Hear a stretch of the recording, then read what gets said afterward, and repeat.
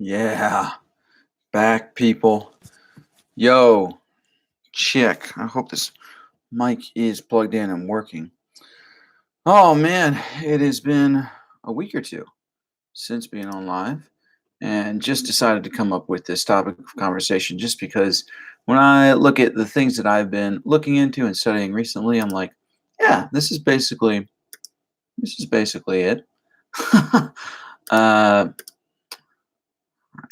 Still getting myself ready. For the six people who are watching, how you doing? What's going on? What is happening in life, people? It's 2020, January 3rd, 2020. Yeah. So, what's up, guys? Eight people watching. Let's get this going. Let's get some conversation happening, you know?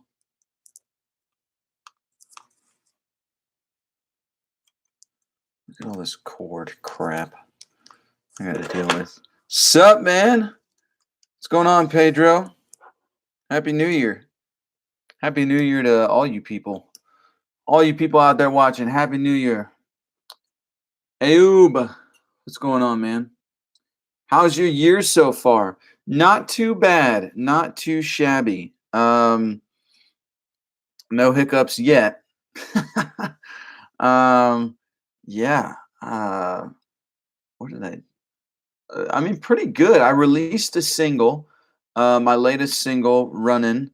I released that New Year's Day, and then I think the next day, the second, yeah, created a beat that I'm going to use in my next video. So we missed your videos, man. I appreciate it. Appreciate it. Hey, what's going on? Kiteles? I'm not sure. Lindsay, how you doing? I mean, I answered your question, but I didn't say hi and how are you? So, hello, and how you guys doing? But anyway, regarding my year, yes, it's been great. Released a new single, spent some time in the studio, which has been absolutely amazing. And just kind of restructuring things, restructuring how I do things, and I'm really excited for this year. So, yeah, it's gonna be great. Hello, Happy New Year, Khaled. Called Khaled. Yeah, Khaled. Sure. I'm doing quite good, thanks. I hope you are doing well. First day off in the last 4 weeks. Wow. So watching you actually live and not after the fact. Yeah, that's pretty dope, man. I'm glad you could be here and watch live. Be a part of the conversation. Happy New Year. It's just me. How you doing? Happy New Year to you as well. Yeah, guys. So yeah, like I was saying at the beginning before some of you all tuned in, um is that I just regarding a lot of the conversations I've had with friends lately, it's been sort of a undercurrent theme in it all is looking for God, discovering God, not a God of the Bible, looking for God outside of the Bible. What that means, what that looks like, and yeah, different things around that. So that's the topic of conversation. What are your all's thoughts on it? I'd love to hear your thoughts. Love to discuss it. Because obviously there's some people who they're like, well, the God is the God of the Bible. Um, and then there's some people who say, I believe in a God. I'm not a Christian. So it's not a God of the Bible, but it is God. So there's that. Jehovah or Allah. Okay. You're saying it's either Jehovah or Allah that is God. Also, I'm starting this live stream fairly pretty early. I usually start in about 15 minutes, but figured I'd start earlier. I might toy around with the live streams this year. Maybe do it on different days. I'm not sure yet. Which are you referring to? Well, that's exactly what I'm saying. I'm saying, a God, not necessarily a God to a specific religion, but searching for a God outside of the Bible. I guess Jehovah would be inside of it in any Bible, like the Quran, the Bible, any scripture, any holy text, searching for God and what God might look like outside of that. Um, yeah, and just exploring other thoughts rather than for myself. Growing up in an evangelical Christian church, exploring God and looking for God outside of all of it, outside of the Bible specifically for me, but and more so just looking at myself and my life and what actually makes sense, because there's a lot of things that don't when looking at the Bible in particular. A God outside of any holy text. Yes, a God outside of any holy text. And I think something like, okay, well, sure, if you want to say that. But no, like I think when people look at a holy text, it often coincides with a specific religion. And I'm basically saying, what is God without religion? Then some people would say, well, there is no God outside of religion. And I'm like, yeah, possibly, but I'm exploring the idea of what that looks like to look for God outside of a religion. Arab Christians say Allah and they mean God, and they are Christians, so Jehovah or Allah is the same thing. Yeah. I hope you're not talking about idols or statues. Why do you hope I'm not talking about idols or statues? And also, where did you get idols and statues in what I just said? Because I wasn't referring to idols or statues, but I'm curious as to why you hope I'm not. Not that I like or agree with idols or statues of any kind, but hey, uh, godly godly karate. I think I do this every single time you pop up. I try to say your name, just doesn't happen. So, what's going on? Glad you're here.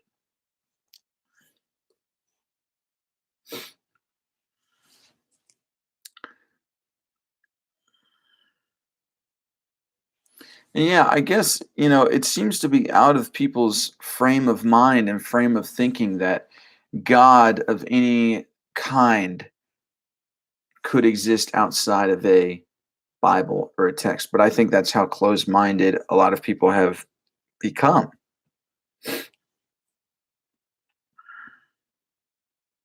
I know this topic of conversation for me, just call me John. Oh yeah, John. I keep forgetting you changed your name. You used to be Hit Your Girl John, or Hit Your, yeah, hit something like that. Now, but your name is John. All right, John. Got it. You changed your name. I got to embed that in my brain now. But anyway, I wanted to have this conversation because i- it's so outside of people's frame of thinking. But I know for me, growing up a evangelical Christian person in a Christian home, that if you were to search for God at all, it always had to be in Scripture with the Bible. And now, just looking at like different principles of what God could be and saying, God, if God is love, right? There's a lot of things that God does in the Bible that don't look at anything like love, yet the Bible does say God is love. So I ask myself, I'm like, all right, if God is love, so what could that possibly look like? Are these ideas in texts? Are these ideas in scriptures just people's ideas? They're not actual. They're not actually the truth of what God could maybe be.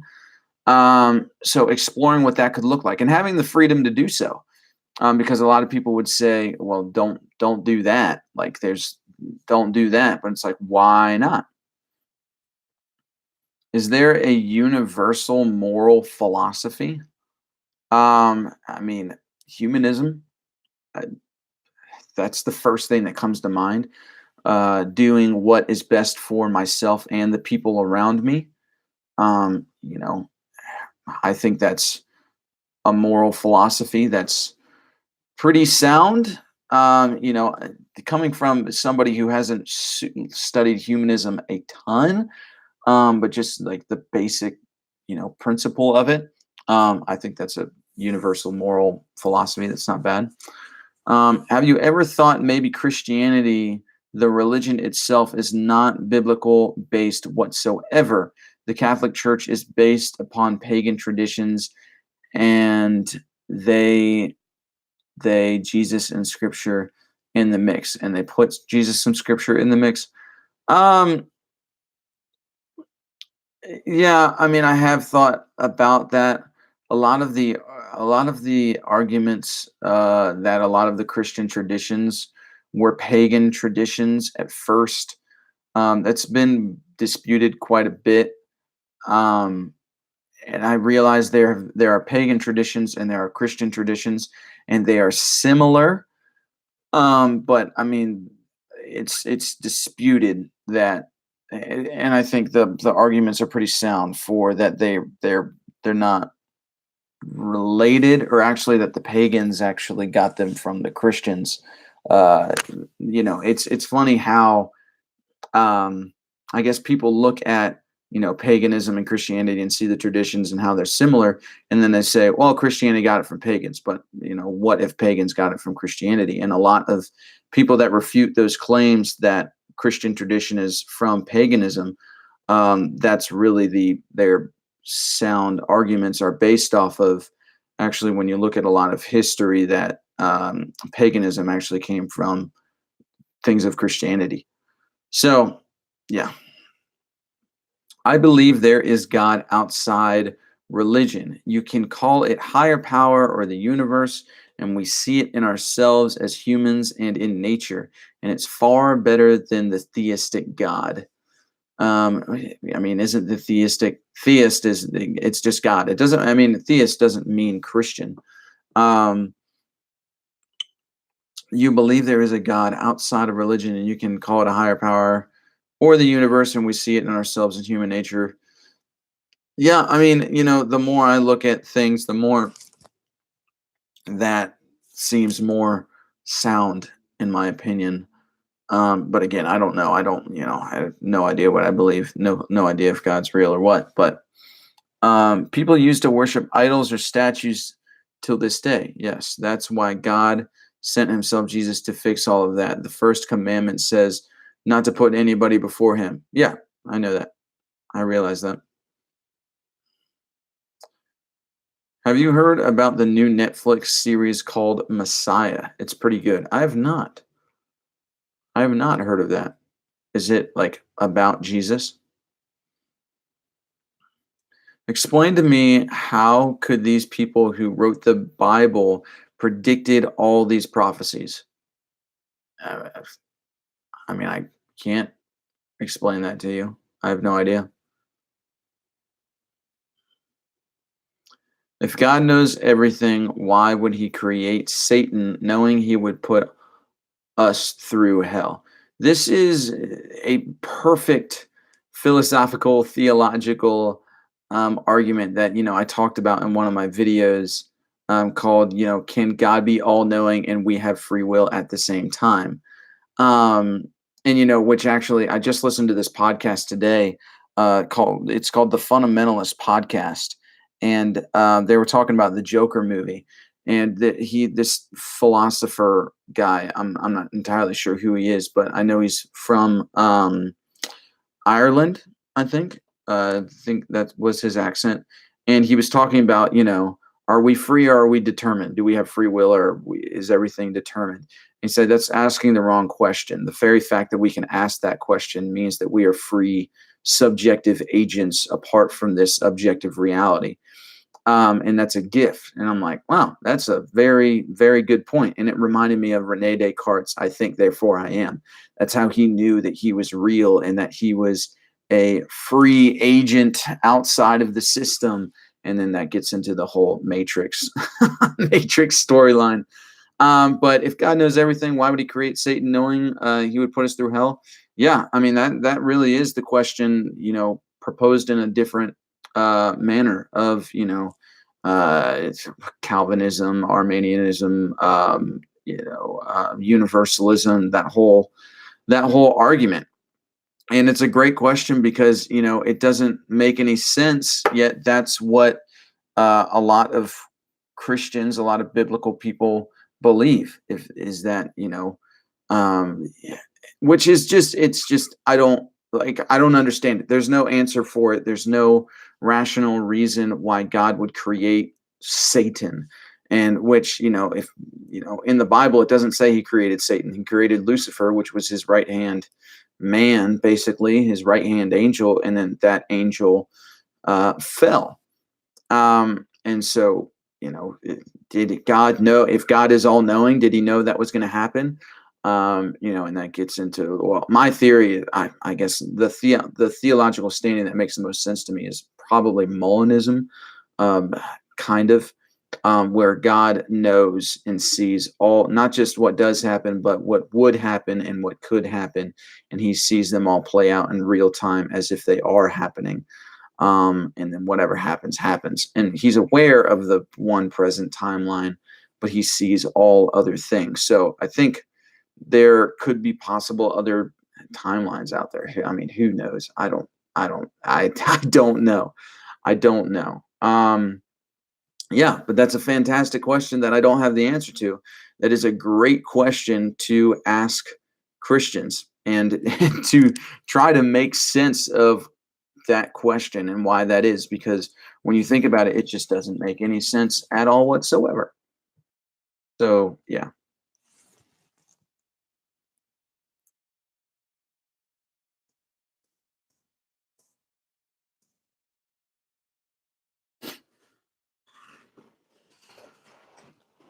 I honestly don't know what I believe. I feel like there is a God, but I'm just so confused. I'm probably overthinking it. I don't think you're overthinking it. I think a lot of people are underthinking it.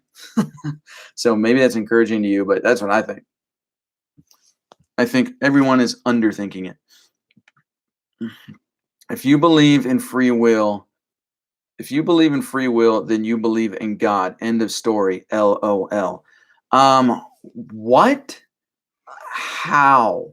This is what people have told me this time and time before. Like, if you believe in free will, you believe in God. I'm like, no, there's actually pretty good neuroscience that says that we are free agents, and that we have free will. I mean, God, what's his name? Schwartz is his last name, but he did a lot of scientific, took MRI scans of the brain with people with OCD, obsessive compulsive disorder. Yeah. And there he took them through this program that didn't have anything to do with medication, but it was all stimulating the will, basically. And at the beginning they took an MRI scan, and at the end of the program they took an MRI scan, and the results were parallel with somebody struggling with OCD who has been on medication. And so he just goes and shows, like, he proves that we can change the neural pathways in our brain, and that, even going into other neuroscience, there's nothing in our brain that can really point to the will, but we know that when we use it, we can change the neural pathways in our brain. I mean, this has just been, I feel like this is common sense in science and in neuroscience. Like, this isn't, it's not a supernatural thing. It's not a big deal. For Just because I believe in free will doesn't mean that I believe in God or that I believe in the supernatural. I think a prerequisite for believing in God and for believing in the supernatural, I would say, no, actually, that's not even a prerequisite, because you have deterministic Christians that believe, even Calvinism. I mean, hello, that's, an entire theology that's deterministic, and that we don't have free will, that when we're born, we're either destined to go to heaven or destined to go to hell, and that's set in place, it's determined. So even Christianity, there are sects of Christianity and forms of theological, things in Christianity, concepts in Christianity that are very deterministic. So to say, if you believe in free will, then you believe in God, is just, I'm not trying to insult you, but I think it's an uneducated assumption. because there's so much, not only science and scientific tests that have been done multiple times that I've seen, where free will is talked about and told of in science, but also in a believing, God believing theological way, that Christianity can be very deterministic based on your theological standing. So I don't agree with that at all, that if you believe in free will, then you believe in God. I just don't see that. That doesn't make any sense to me. Um, because, like I said, I've seen plenty of atheists that believe in free will, and I know plenty of Christians where, whether they know it or not, their theological standing is very deterministic. So I don't agree with that statement.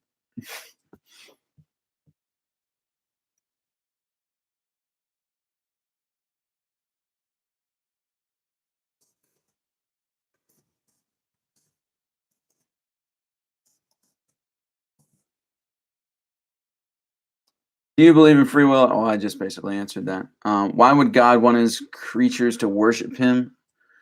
I was just, what are, all right. What are your thoughts on mythology? I mean, I don't really have any thoughts on mythology. I think I'm not saying that mythology is like real or not real. Um, I mean, it's mythology. I think there's a point. I think there's a point to storytelling. So I think storytelling, there's a point to it. That's why, the fathers of philosophy, Plato and Aristotle, taught all of their lessons through storytelling. Storytelling is extremely powerful tool. And so whether, things people say, well, this was mythology, or I mean, people even saying, I've even heard Christianity referred to as mythology, and some, stories of old referred to as mythology. Whatever the case may be, there's a point to storytelling, and I think it's yeah, I'm for it. What are your thoughts on the Adam and Eve situation? Um, I mean, what situation? There's a lot to unravel in that story in Genesis.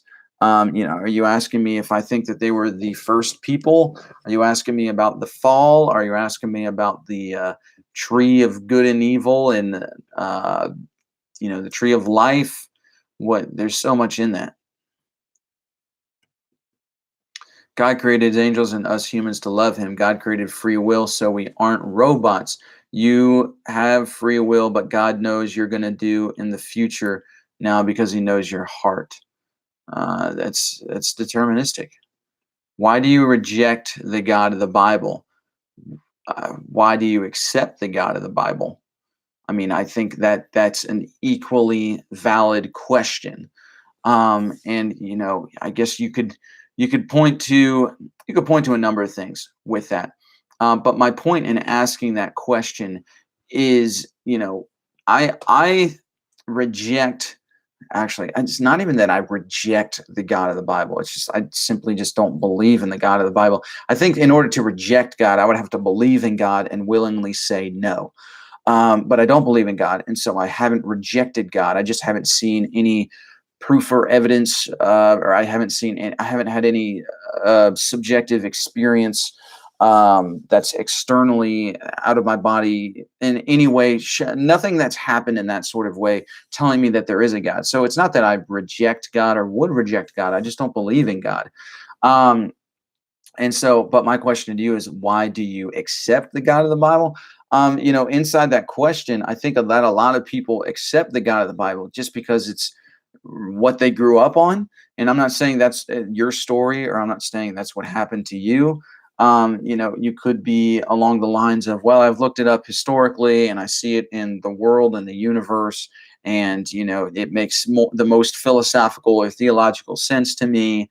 And, all of that, I would say that's a very circular argument for accepting the God of the Bible, because from what I've seen, there's just as many arguments on this side of the spectrum of believing in God on this side, when you get into, like, on this side of not believing in God, in regards to when you get into the existence of God and proving it through philosophy or science, or anything surrounding that. It's like, it's just so circular. You go back and forth all day, and so That's my, I mean, my question to you is, sure, people reject.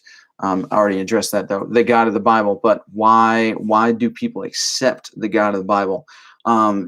Even when there's so many contradictions, there's so many things that don't make any sense at all. Except, I mean, there's so many things that don't make sense, but there are a lot of things that do make sense. Um, and so, a lot of principles that make sense that I, still live my life by. Uh, but yeah, it just there's a lot of it that doesn't make sense in regards to practically living it out in life, practically knowing God, practically having a relationship with God, practically experiencing God, and not just having some sort of philosophical ideology that equals religion, where people are like, I'm not religious, but yet they only come to God based off of things that they've learned and knowledge that they've gained. So I'm like, how is that not religion when you formed all of this from theology and philosophy?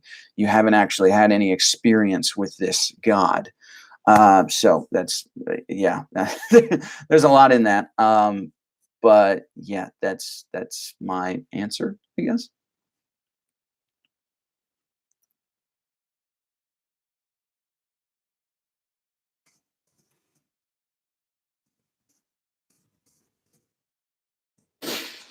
Calvinism is so ridiculous. What is Calvinism?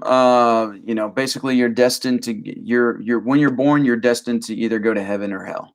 Devil in disguise, bro.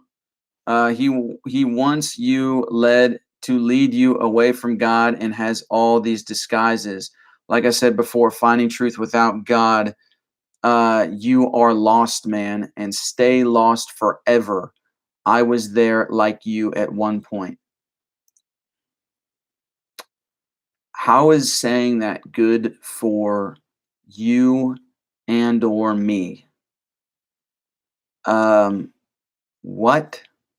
I'm just confused. I mean, and uh what? I started learning the Bible again in Jesus, and I'm pleased. There is and like I said before, finding truth without God, you are lost, man, and stay lost forever. I'm. Are you telling me that I'm lost? I find that very. It, okay. Hey, Cassie, what's going on? If you go back in time to end yourself, how are you then alive in the future to do so? Also, hi, hello. Okay, I'm gonna have to read that question again. If you go back in time to end yourself, how are you then alive in the future to do so? Um, that gets into the grandfather paradox of time, which there's a really good video that I haven't watched in a while, but it really disputes that paradox in the best way, and it's not an actual that the paradox becomes a paradox on that paradox becomes a paradox on surface level thinking, but when you look deeper into the science of it's actually not a paradox. It makes sense. Um, and so I forget what that video is called. Um, you could type in the grandfather paradox and oh man, what's debunked? The grandfather paradox debunked. It's a short little video. It's like a drawing and a sketch, but it's really good.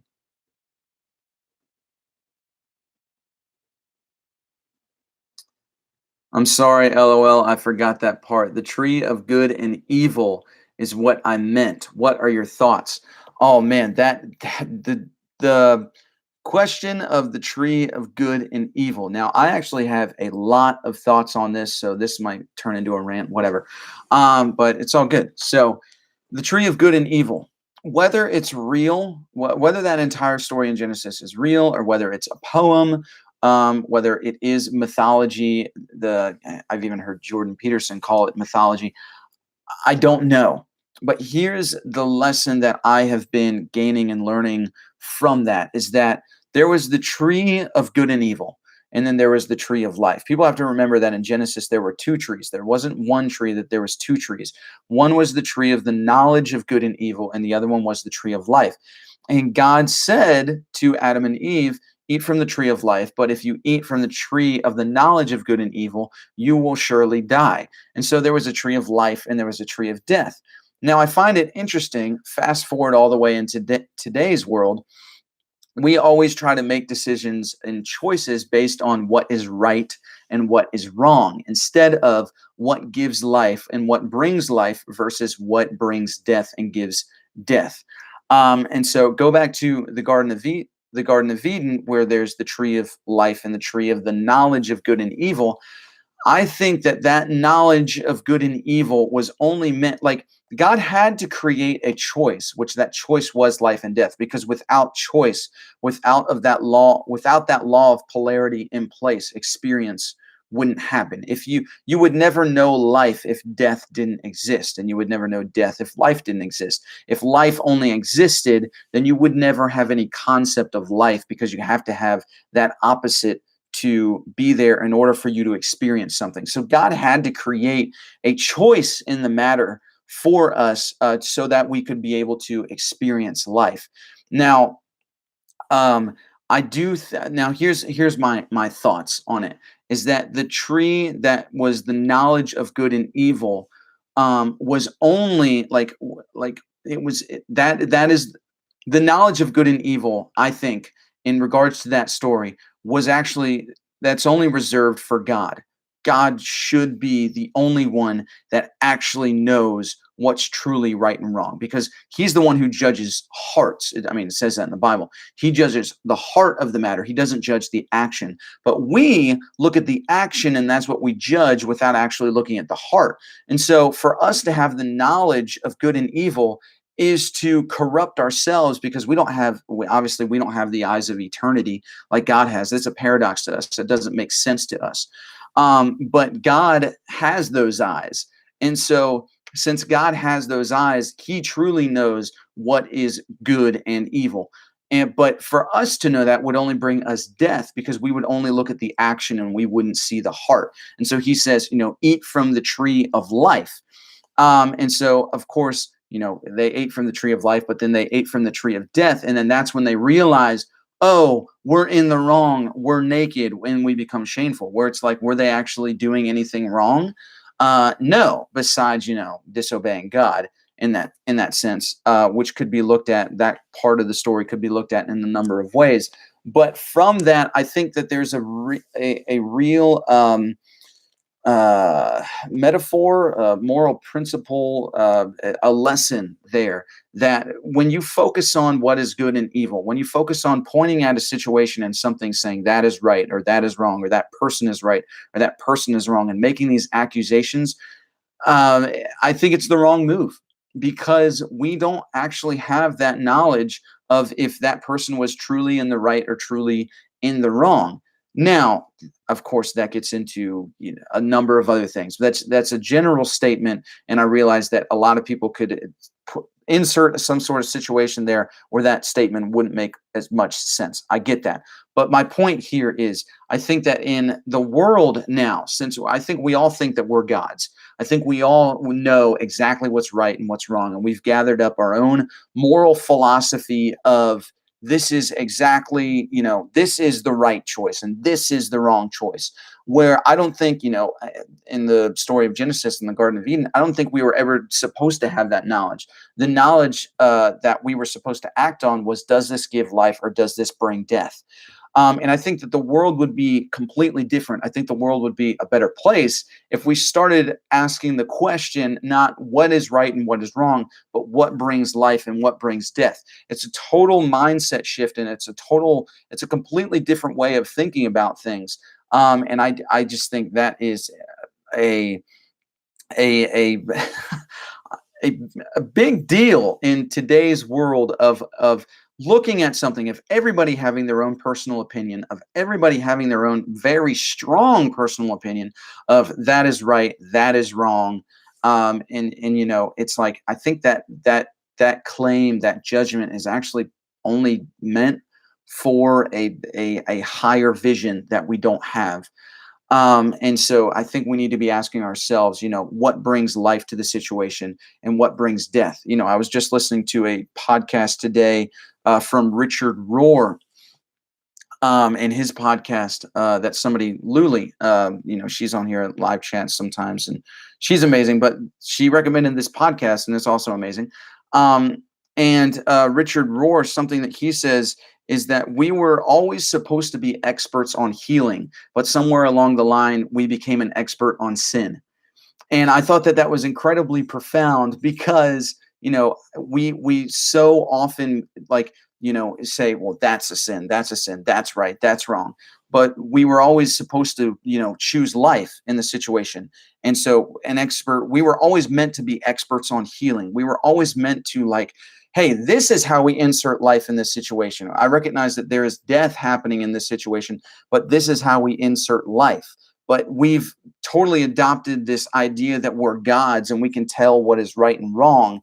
And so we say, well, that's wrong, that's wrong. And we don't actually do anything about it. So I think that that was a parable. That's the word I was looking for. The parable that I see, that how we can apply the story of Genesis and the Adam and Eve story, whether it is right and wrong, I mean, whether it is real or not, whether it's mythology, whether it is a poem, whatever. That is what I get out of it. And I know that that's an idea that has been shaping and shifting my life for the better. And so whether you believe in God or not, I don't, right now in my life, I don't believe in God. I recognize that can change, but I don't believe in God. So I know that that parable, that thought process has really helped me in life. So those are my thoughts on that situation, of the tree of good and evil and the tree of life.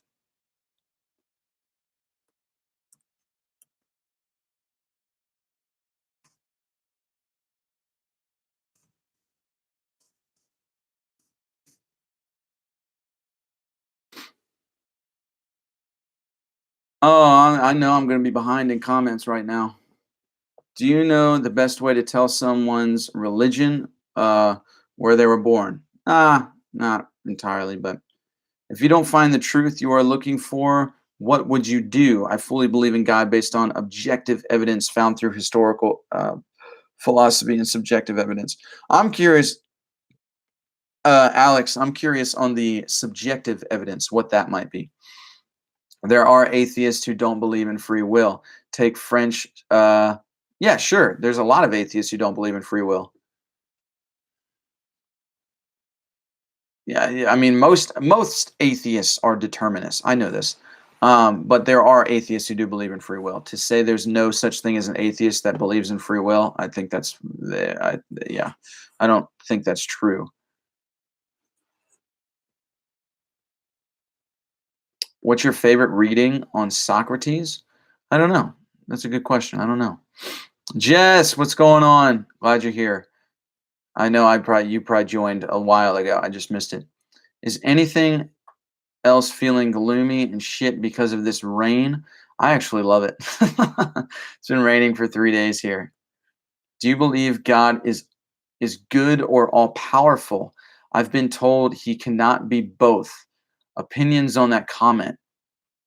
Uh, yeah, do I believe God is good or all powerful?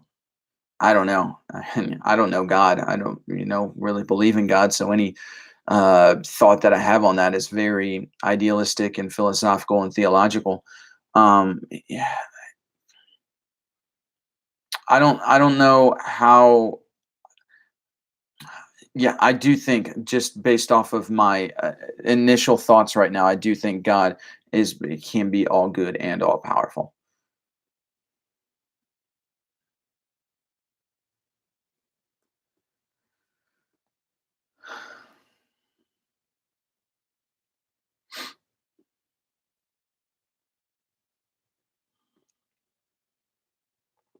Wow, experts on healing. I've always considered myself a healer. That makes so much sense if you think about evolution and its basic.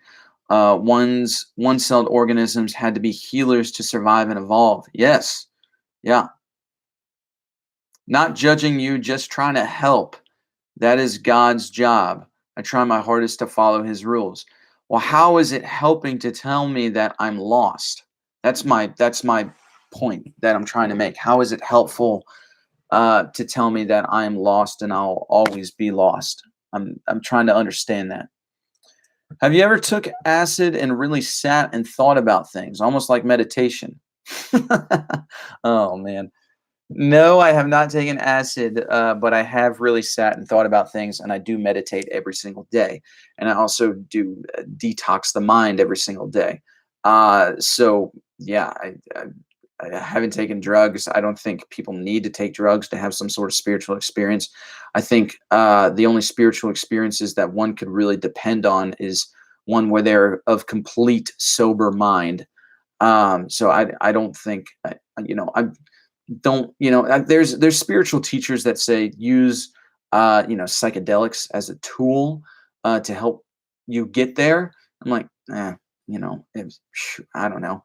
Sure, I just know for me, if I started taking psychedelics, and then had some sort of crazy profound experience, um and then out of that said I believe in God, that I would look back in the future and I would ask myself, but was that just the drugs?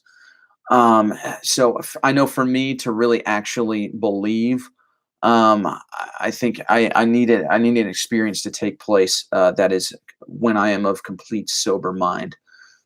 Yeah. Something I've always wondered is, say if God made us, then he gave us our intelligence and ability to think further than other creatures.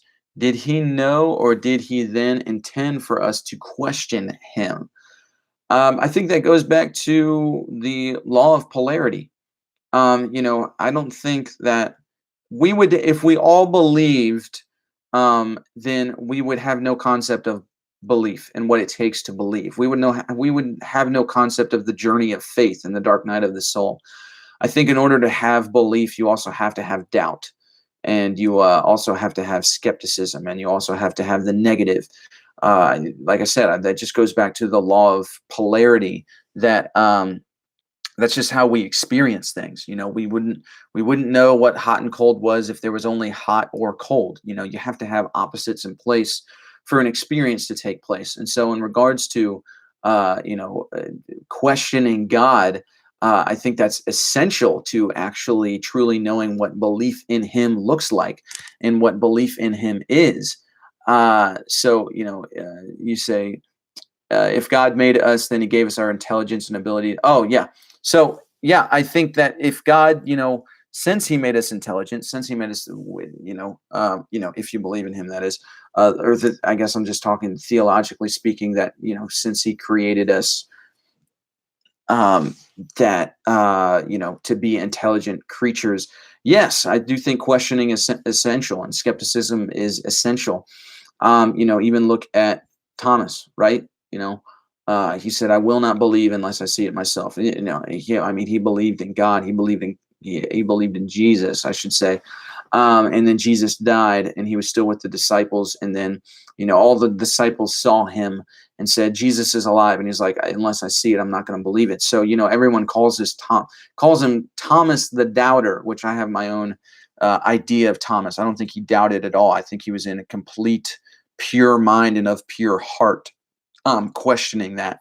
And I think that has to do with a lot of skepticism. I think that there's actually purity in it. People think that it's a sin or it's a wrongdoing to question God. I think it's real. I think that shows someone's pure heart to want real, to want actual truth, rather than just listen to dogmatic traditional religion. And so I do think that there's a point to doubt, and I don't think belief would even be possible without doubting God. Belief in God would even be possible without doubting him. And that's what a lot of, Christian mystics even talk about in The Dark Night of the Soul, specifically St. John of the Cross, right? Like I have his book sitting right there, St. John of the Cross, Dark Night of the Soul. It's like, that's this essential part of Christian mysticism, that you need to go through this dark night of the soul, which has to do with a lot of doubting, a lot of questioning, a lot of this stuff. And so I do think, if God created us and gave us this intelligent mind that has gotten us this far and we've evolved this far, yeah, I do think questioning and doubting is really a necessity for truly believing in him.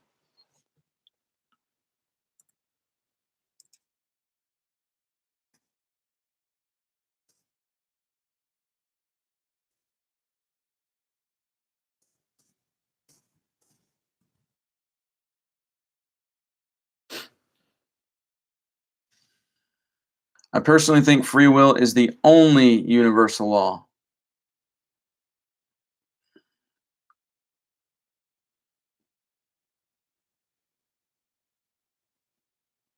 Gwyneth Q, you are amazing. Thank you, thank you, thank you, thank you. Cannot thank you enough. You have no idea how much that helps me out. Thank you.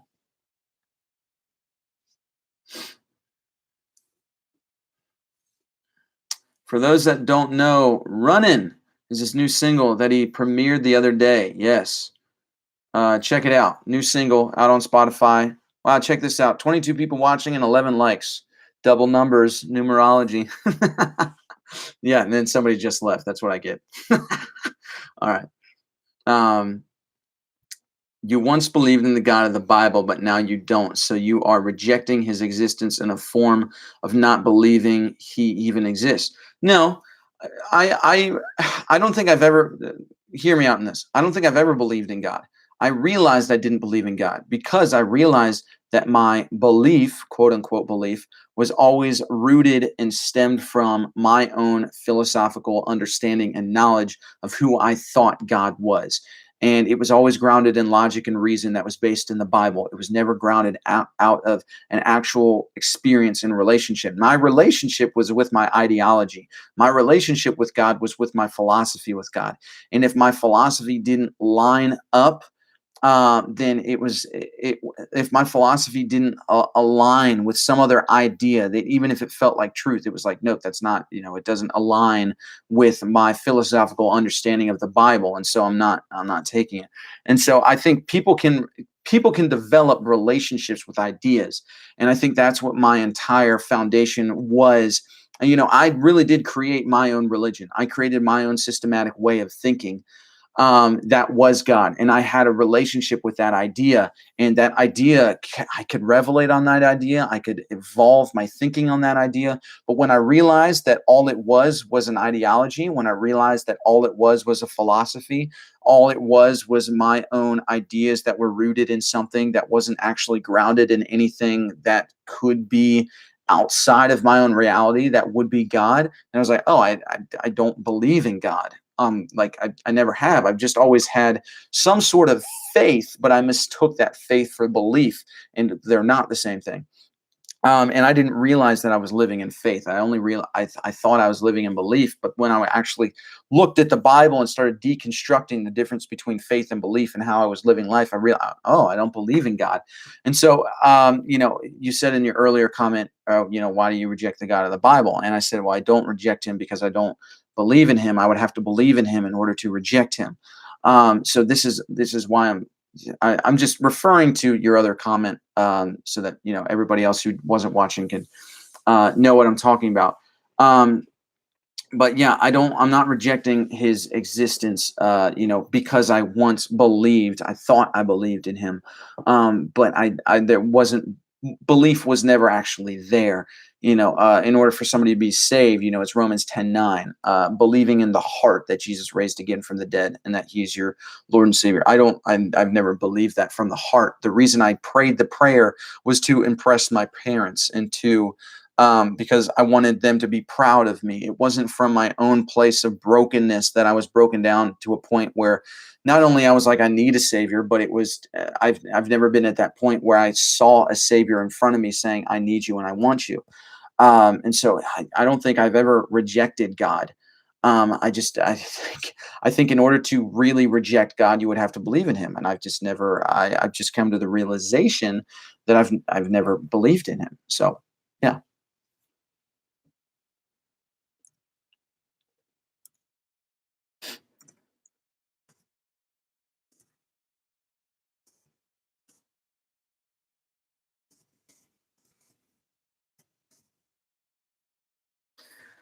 Sober mind is the best way to think.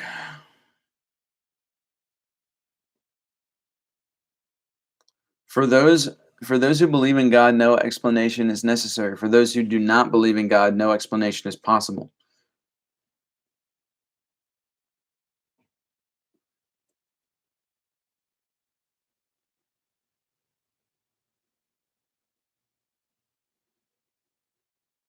Shayler, what's going on, man? Sorry I haven't said hi yet.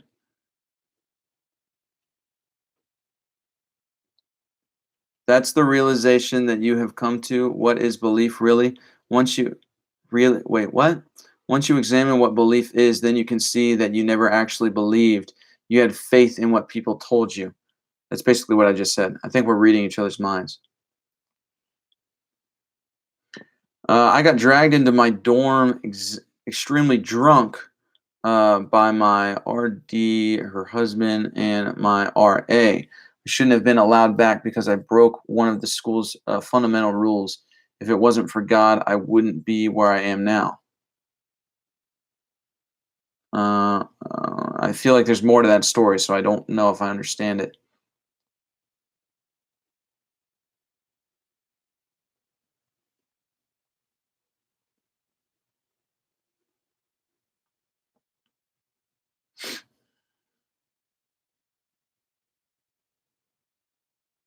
You should get into affiliate marketing. Dude, I hate affiliate marketing. I've had so many people try to get me involved with it. I like that answer. Thank you for that. You are welcome. You are very welcome, Cassie. I think one of the fundamental issues is fear. And because of what fear is, it creates this inability to the root of issues. Fear is the issue, and fear is the thing that stops us from breaking free. Couldn't agree more.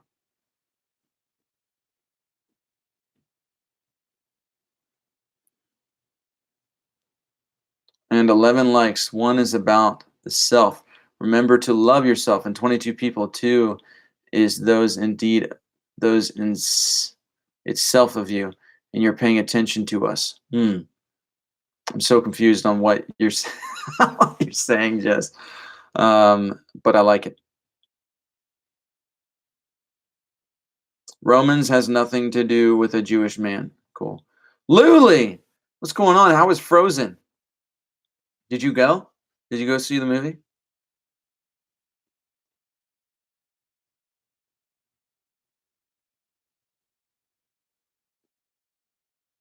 Yes, I was. Just talking about you, Luli. Reading each other's minds as per usual. Internet high five.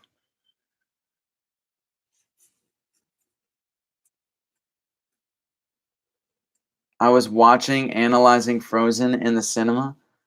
So you did go see Frozen. How was it? I believe if a person sees the supernatural, it is much easier for them to be able to believe in a superior entity. Yeah, I'm not disagreeing with you. Tutu is too outside of self. Oh, okay, now I understand that. I so caught that high five. Nice. Basically, I was running away from everything I clung to from about age 7 to 18. Then this made me understand that there is, at the very least, a force out there looking over me. How did that make you understand that there was a force out there that was looking over you? Do you believe in sin? What is sin? What I mean, I I I don't know if I believe in sin. I mean, I know the definition of sin. You know, sin is an archery term for missing the mark. Some people look at it as wrongdoing. Some people look at it as failure. Some people look at it in a number of different lights. But I don't. I don't have this concrete image of what sin actually is, and I don't think what is sin. Because sin can't be, and I've had this discussion many times before. Is sin can't be um, this, that this wrongdoing or failure, because without failure we wouldn't grow or evolve. And so I don't think sin is just doing something wrong.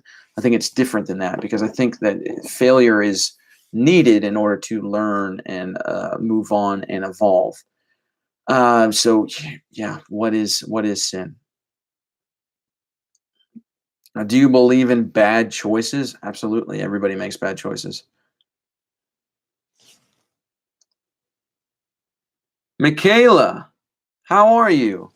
I'm new here and randomly clicked on here, so I'm intrigued and I'm just wondering what your personal beliefs are and what influence them. Well, I'm glad you clicked on this live stream. Glad you're here. Um, Wondering, my personal beliefs have changed. So I grew up, a pastor's kid, grew up in a Christian home, a very spirit-filled evangelical church. 3 years ago, to keep the story short, had a nervous breakdown, realized I don't believe in God, and I've been exploring God outside of religion and more spirituality, and consider myself some days atheist, some days agnostic, most days skeptical, and have found that I don't really fit in a lot of places. And so I'm rediscovering my beliefs, deconstructing Christianity. Um, and so, what's influenced those beliefs are my entire life and how, a very religious upbringing, that the religion that I enter, how I interpreted things, that whole upbringing has not proved itself to be beneficial in my life or even other people's lives around me. And so, now I've gone more into a humanistic type way of thinking from that, which is, doing what's best for myself and the people around me. And so, yeah, just deconstructing them. And, I've experienced a lot of mental health issues outside of that. And, got diagnosed with an autoimmune disease, Lyme disease, ever since then. And so just, I share my journey on this channel of discovering and learning what my beliefs are, and have developed an entire community to come alongside with me and discover things with me. So that's what this channel is about. That's what I do. That's who I am at this moment. And yeah, so maybe that clears things up. Maybe you understand that. Maybe you can even relate to it, which would be cool. But if not, then also very cool. So, yep, that's that. Um, Sin comes from the sinister side, which usually is on the left side with systematic. Yeah.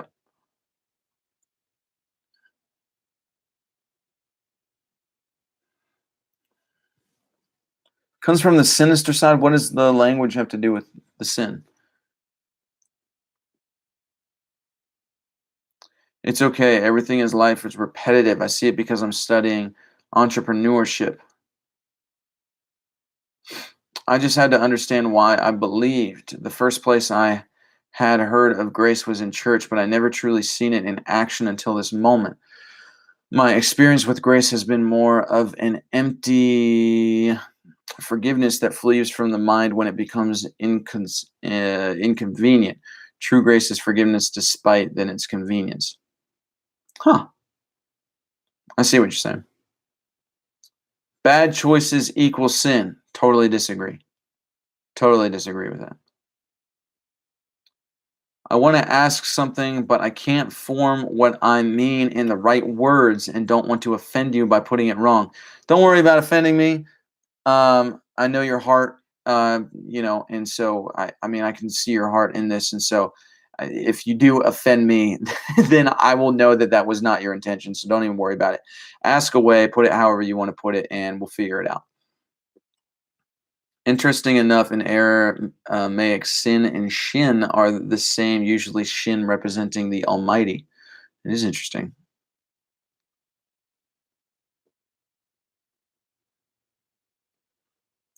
Sin means to miss the mark. I think sin means to act not in love, as love is the highest Christian ideal.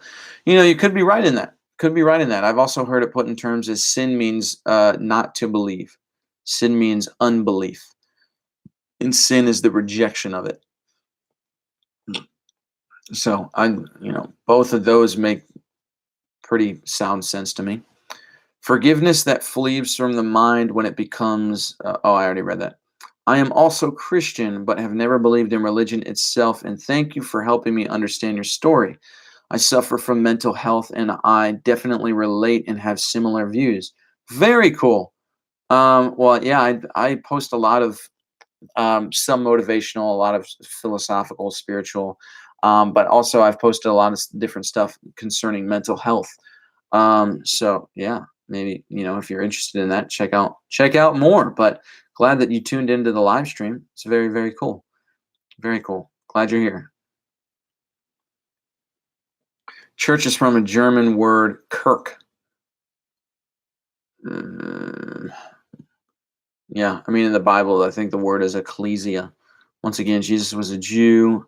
Germany has nothing to do with the Middle Eastern Jesus.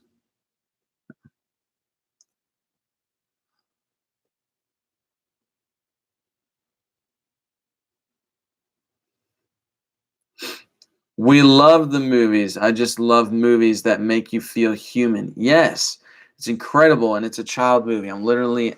I am literally Elsa. Really, I wanna. I did see the first Frozen. I haven't seen the second one yet, so I do want to see it. Why? It makes perfect sense to me. How does you can make a bad choice, but you can also learn from it. If you've never made a bad choice and you've never had any failure in life, how have you ever learned? How have you ever grown or evolved? You only learn from making those failures and recognizing. How would you know that it was a bad choice if you've never experienced that bad choice?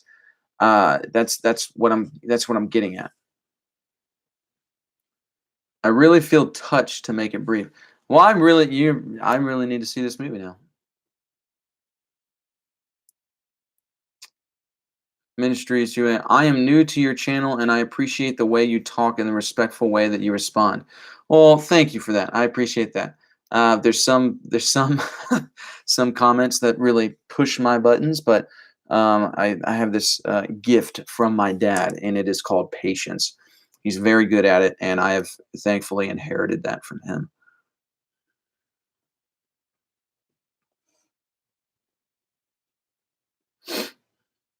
Thanks for asking. No problem, Lily. The language has to do with our thinking process. For example, this is one of the reasons the Chinese use more mathematical brain. That gets into mesomorph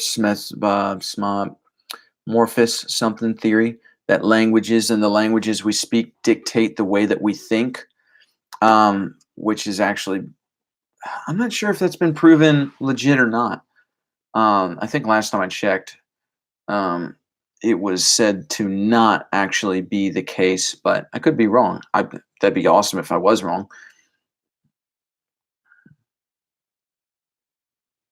Well, I'm not a sinner because I believe in the possibility of God. You got it. Hi, I really like your song Runnin'. What is it about? Man, everybody says it is runnin'. It is a runnin'. Runnin'. Runnin'. Um, running. Yeah, I mean I get why people say it, but it's running. Um, really like your song Running. What's it about? It's about moving on. It's about moving forward. It's about leaving the old behind and picking yourself up and moving forward. And I mean, I wrote it when I was 14 years old. I dealt with a lot of very intense depression from 13 to 17, 18, 19, 20, half my lifetime. Um, but I was wanting to go to California.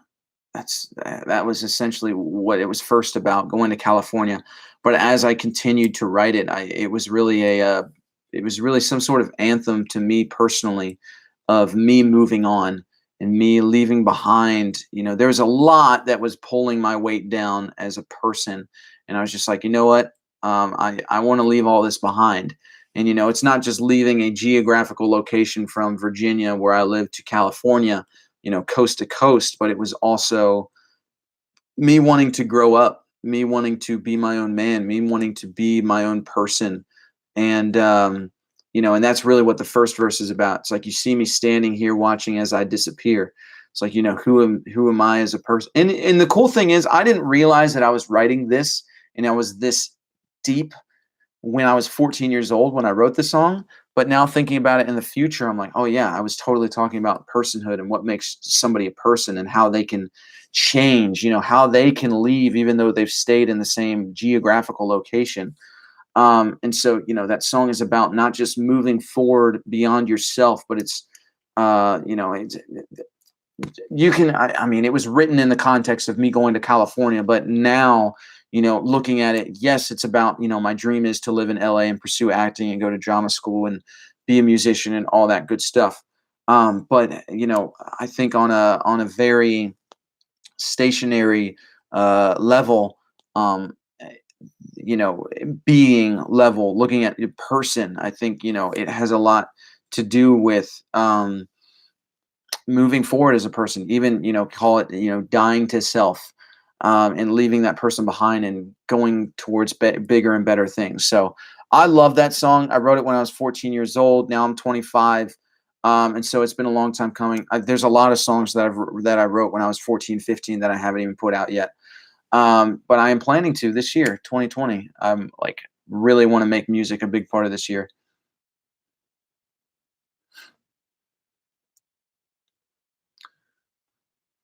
Do you want to build a snowman? Yes, but it hasn't fucking snowed here. It pisses me off. Also, bad choices are still used by God to do great things. Totally agree. I don't mind at all talking about to religious folks so long as their ideologies aren't forced on me. Yep. Do you think God wants us to do good choices after you've done bad ones? Sure. I think balance is an essential part of life. Carl, hi, buddy. I wanted to say I think what you do is fantastic, and I like the way you communicate with your subscribers. Really appreciate that, Carl. Thank you very much. I really do appreciate that. Much love. Yeah, man. I really appreciate that. If you're still watching, thank you. Appreciate it a lot. Hearing your story made me want to form a mental image in my mind of the sensation, feeling of your thought reality or the world being scattered because it seems so mind blowing looking back at. Uh,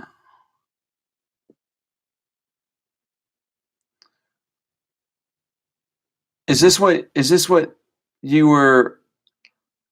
Is this the question that you were hoping I wouldn't be offended by? Because I'm not offended at all. I literally, I don't really know what you're asking or what you mean. Cassie, I'm talking to you. In my mind of the feeling your thought reality of the world being scattered because it seems so mind-blowing. Are you happy it happened? I'm confused on what you're talking about. Um, please elaborate that, and I would love to answer that question. Have you ever been in a situation where you hate every minute of it, but it currently wanted to be in it, but currently want to be in it? Does that make me a masochist? No. I mean, yes, I have been in those situations. I don't think that makes you a masochist. Um, yeah, I have been in those situations. I mean, those are situations of pain for me.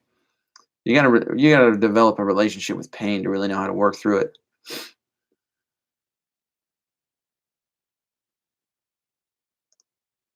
Oh, Jess, bummer. All right, Jess, peace. Talk to you soon.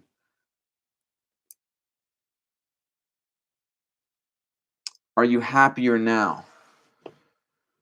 I don't know if happier is the right word. I'm actually going to make a series on joy, and I think the first video is going to be about the difference between joy and happiness. I think happiness is a facade, it's a mask. I think I am more joyful now because I've chosen to be. I think joy is a choice. So yes, I do. But I know what you're asking, and yes, I do feel freer, which I think is an aspect of joy. I think happiness is along the lines of a feeling that comes and goes. I think joy is more of a decision, an eternal state of being. And so, in that regard, yes, I am more of a joyful, freer person. I wouldn't say I'm happier. I wouldn't say I result in that external feeling of euphoria and happiness, but I am very content with where I'm at, which produces joy. Very philosophical, very philosophical lingo for, yeah, basically.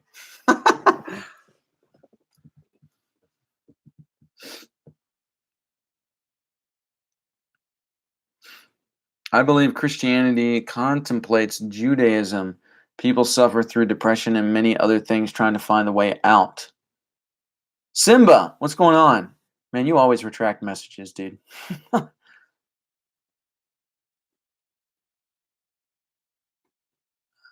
People suffer through depression and many other things trying to find the way out. Yeah. There is no despair in the world. Interesting.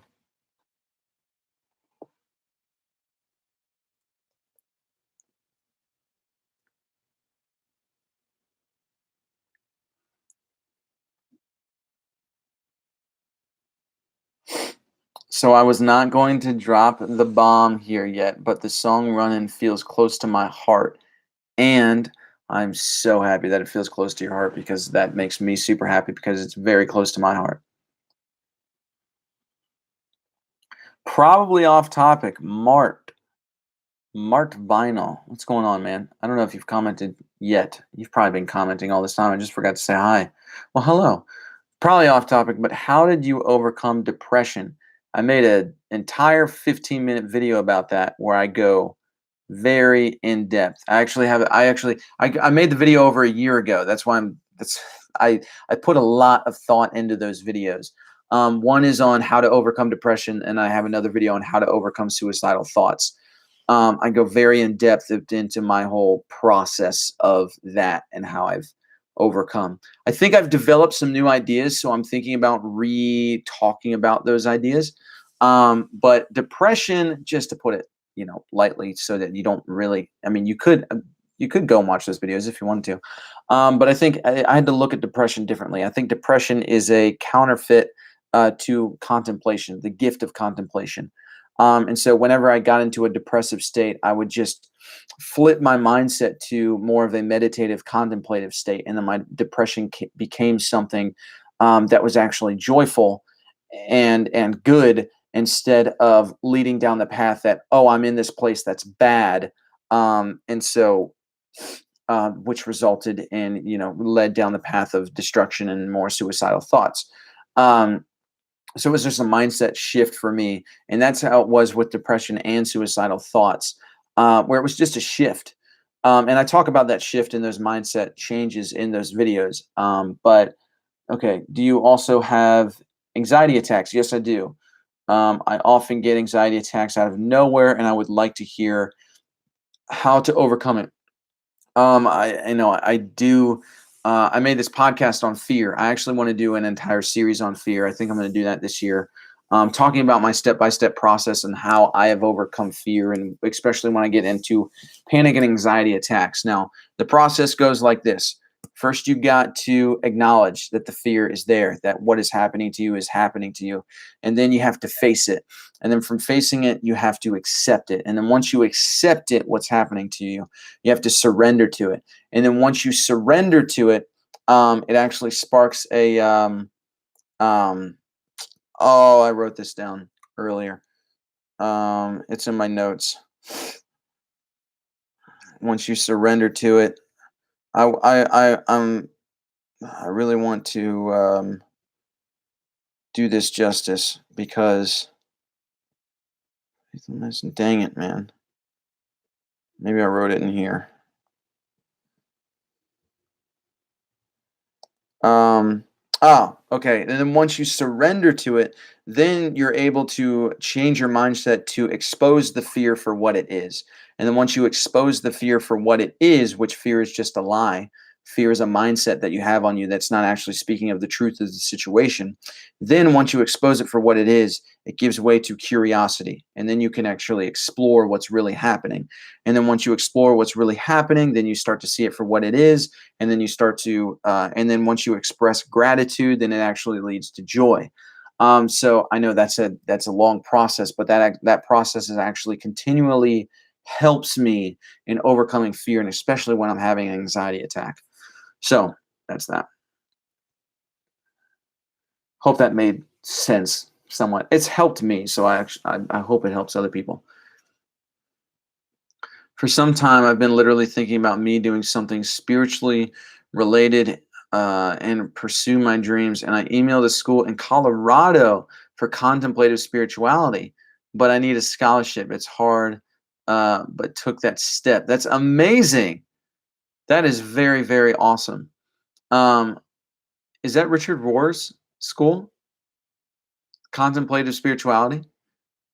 Shalom. Have a good night. Shalom to you too. I'm pretty sure that means like peace be with you or something. Um, yeah, you have a good night too.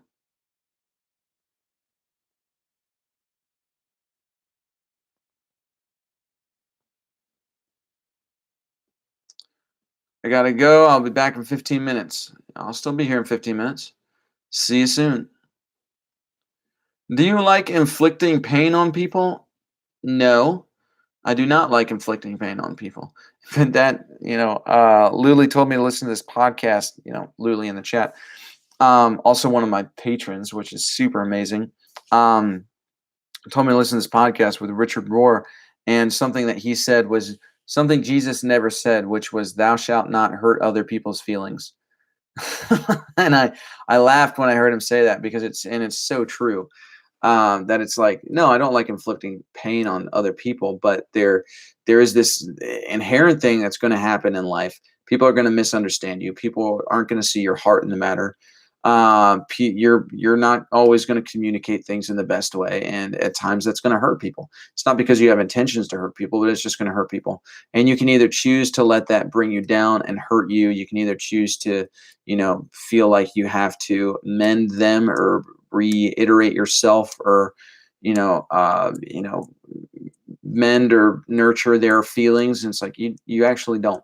um and I think that's, that they are allowed to take responsibility for that. So yeah, I don't believe in inflicting pain on other people. But at the same time, it's almost inevitable just with the flow of life.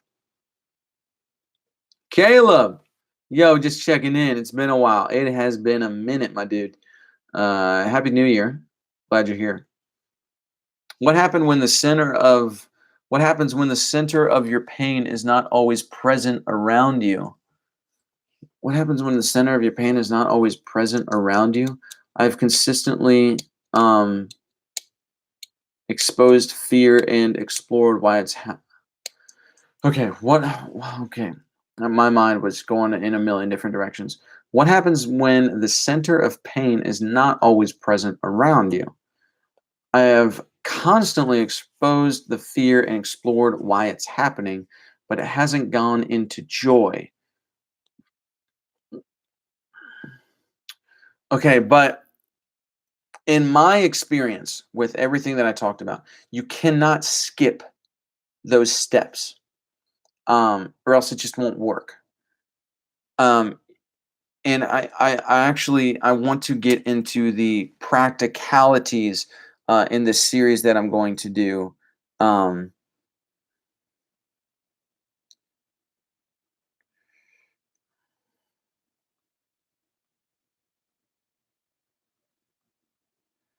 I want to get into the practicalities of those steps. But what does acknowledging it look like? I think that's just it's simple. It's in your head. It's actually acknowledging it. What does actually facing it look like? That looks a bit similar. What does accepting it look like? I think it's a giving in, which leads to surrender, fully giving in. Um, and then exposing that. I think when you have done those steps, those initial steps for fear correctly, and practically, I mean, every situation is different, and so I'm going to try to come up with some sort of answer on how to practically do those things. But when you correctly, you know, acknowledge it, and then you face it, and then you accept it, and then you surrender to that acceptance, you fully surrender to it.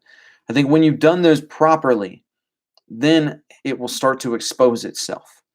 And I know that that's happened to me, because I know that I've gotten to a point where as soon as a fear comes on, then I'm like, okay, I got to surrender to it. And it's like, wait a minute, have I even acknowledged, like, okay, yes, I've kind of acknowledged it, but have I really mentally, like, I'm acknowledging that this is happening? Because you can acknowledge it, You can acknowledge that somebody else is in the room, but that doesn't mean you're going to face that person. So once you've acknowledged it, then it's like, all right, time to actually face this person and time to actually accept what is going to happen when I face it.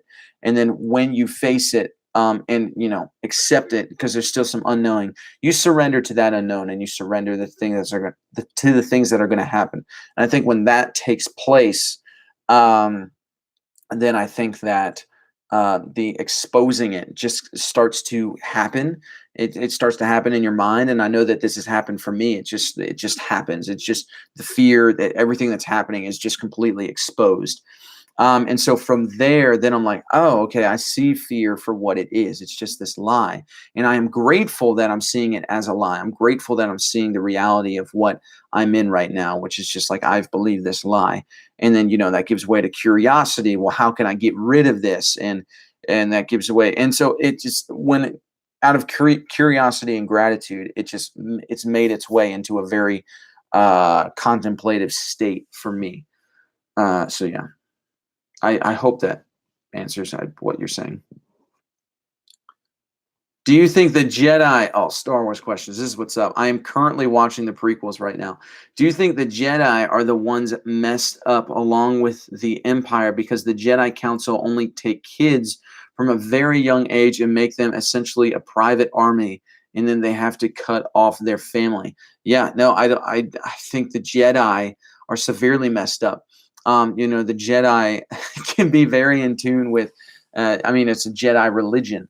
It is saying no, you can't have any attachments. You cannot have any loved ones, because if you fall in love, then that gives way to fear, and fear turns into hate, and hate turns into anger, and anger turns into suffering. That was something Yoda said in episode 2. And so they're like, no attachments, but no love, because all of that leads to fear, and that will lead you into the dark side. Where the Jedi of old, and I'm like becoming a huge Star Wars nerd because I find it so interesting. But the Jedi believed in complete balance of the light and the dark, that there was space for both of them. And the Jedi that we see in the prequels, don't they're just like, oh, it's the light side. The dark side will cloud you, and you have to not pay attention to feelings. They became so dogmatic in their way of thinking that they were no different than the Empire. And I mean, this is why the Sith was birthed. It was because, well, this is not birth. The Sith came back after they were extinct. But I guess they were never really extinct because they came back. But anyway, yeah, no, I don't think I don't think the Jedi are any better than the Empire.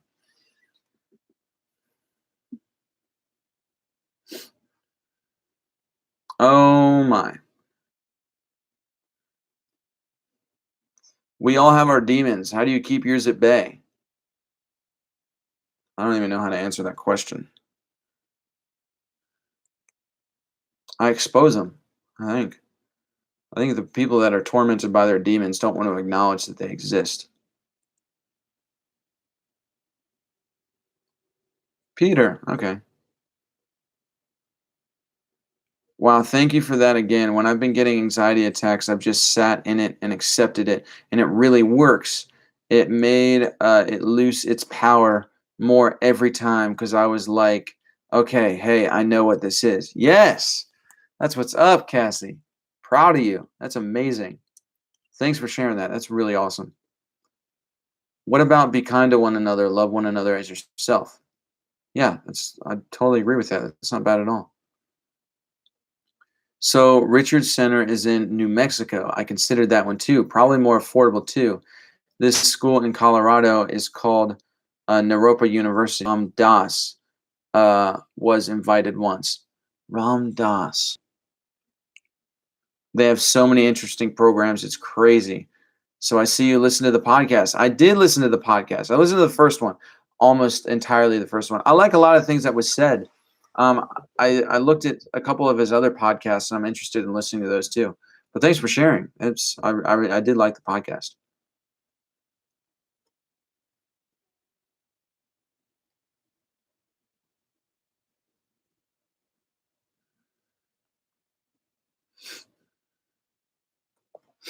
They accepted their humanity and managed dark tendencies. Yes, Alex H. Yes. This isn't a Bible class? No.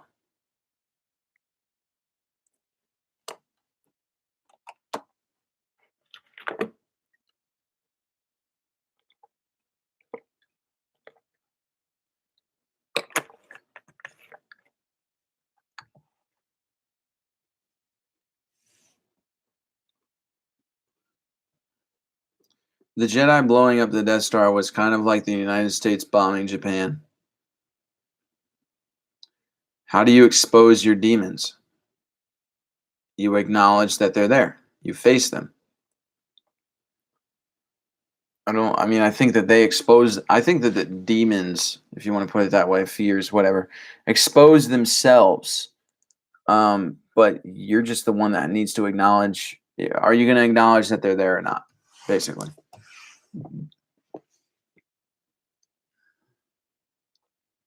The Sith were the dogmatic balance the Jedi needed to understand that they cannot be the way that they are. Yes.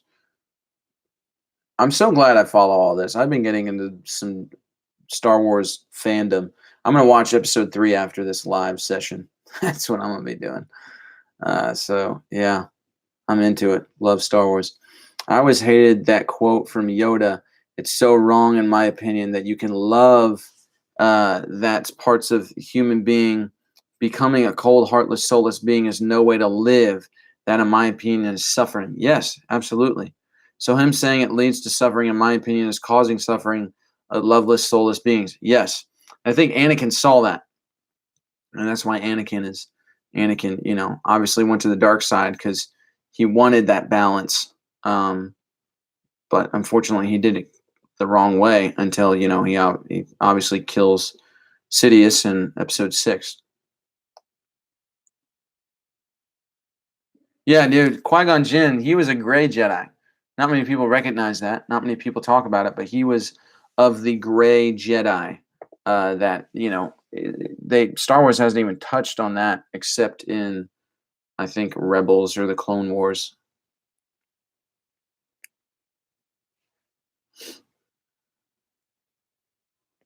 Star Wars is boring. I'm into anime.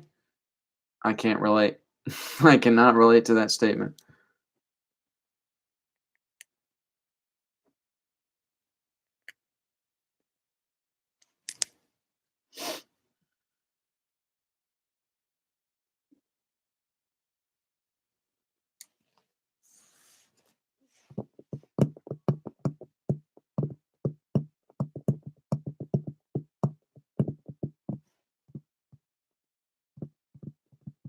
Thumbs up for Rebels, right? We have one here. Rebels. Anime is fire. I have a lot of friends who love anime. The closest thing I love that's closest to anime was one of my favorite animated movies, which was Final Fantasy Advent Children. Final Fantasy VII Advent Children. Love that movie. Love it.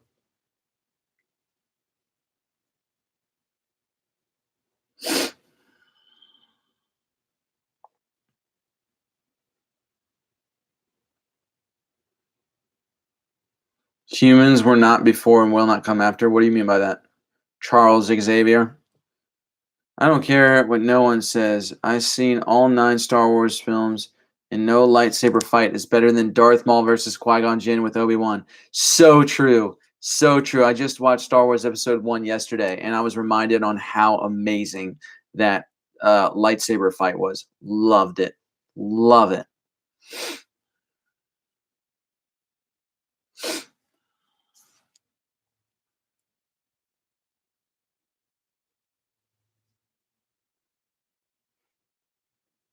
I've recently been looking into Christianity. I used to read some Eastern philosophy ideas and other spirituality stuff, but I'd like to ask you if there is truth in the Bible.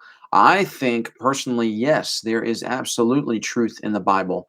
There's a lot of things that I don't, I mean, I always tell people this: if you want to find a book, a story that is without sin, that is without, and what is sin, right? but that is without wrong, that is without suffering. Throw away the Bible, because the Bible is not perfect in that way. A lot of the stories in there, there's murder, there's genocide, there's slavery, there's incest. There's so much garbage in that book. So obviously there's things that you don't want to, obviously there's things in that you don't want to take into your personal life, but there are like a lot of proverbs, a lot of principles, like love your neighbor as yourself. There is no fear in love. Hope deferred makes the heart grow sick. Um, there's a bunch of biblical principles, a lot of principles, that Jesus talks about. I do think you are able to, whether you believe in God or not, whether if you're exploring spirituality, I think a lot of those principles are really sound, because a lot of those principles, those biblical principles in the Bible, this is the only way I know how to describe them, are hollow. Like, you can take any subjective situation and you can apply those principles on top of it and say, hey, like, how do we work out this situation, as subjective as it may be? It's like, well, all right, love your neighbor as yourself. Is that happening? Or, there is no fear in love. Is that happening? And, just applying these basic uh, principles that do come from a biblical context. I know in my life, just within the past 3 years, not believing in God, that I have still applied those principles in my life, and they have produced great things. There is still a lot of truth in those principles. And there's still things that you can take from that, some things in Psalms, even if you would look at a lot of it as metaphors or stories, still they can be parables that can really help you out in life. Just like I explained earlier, with Plato and Aristotle, they taught a lot of their lessons through storytelling. Storytelling is a very, very powerful tool, and that's no different from the Bible. A lot of the stories that are in there, how you can, whether you believe that they're real or not, or if it's mythology, whatever, you can still take them as parables. Jesus teaches in a lot of parables. And so a lot of the things that Jesus teaches, I think Jesus only taught exclusively in parables, which you can apply those to different areas of life. Obviously, if you're in a religious context, then you apply those parables to more of a biblical context. But those parables can be applied to life and can be applied to spiritual practices. And so I do think, in regard to, is there truth in the Bible? I would say yes, in the form of principles.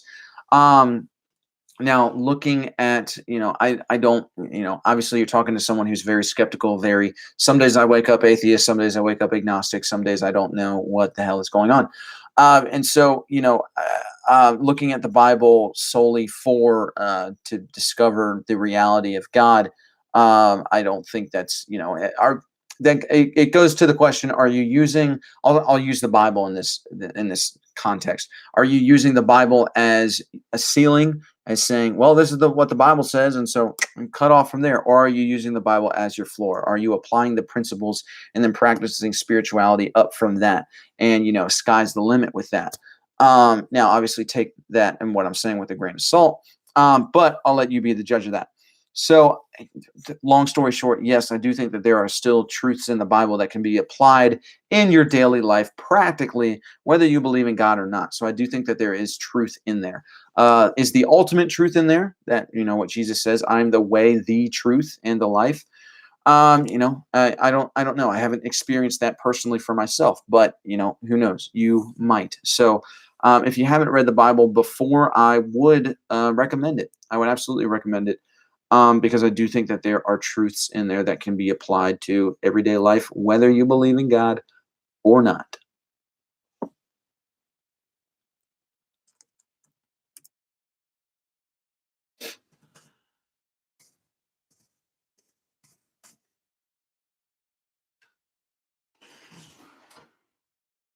Oh boy. So, going off topic, I experienced God in nature, staring at trees and saying, "Damn, how can we have that? No Bible verses involved." I like it. Yep. I'm gonna just be a team Witcher over here. Yo, I finally finished that. The Witcher. I didn't play the video games. I didn't read the book, but that is a damn good series, and I am very excited for the season two whenever that comes out. Probably at the end of next year.